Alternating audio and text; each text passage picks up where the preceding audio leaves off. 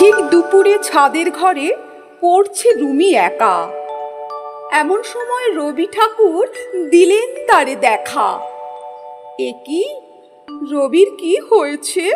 চোখের কোণে জল, হাতে তারই গীত বিতান, খানিকটা দুর্বল। ভাবছে রুমি, কি হয়েছে গীতাঞ্জলির কবির? একটু যেন বেশি রোগা, ভাবছে কিছু গভীর। বলল রুমি, তোমায় কেন লাগছে এমন তর? কেউ কি তোমায় খুব বকেছে? পারলে তাদের মারো। মূর্তি আমার ভাঙলো ওরা, তাও তো ছিলাম স্থির। পতাকার এই অসম্মানে হয়েছি অস্থির।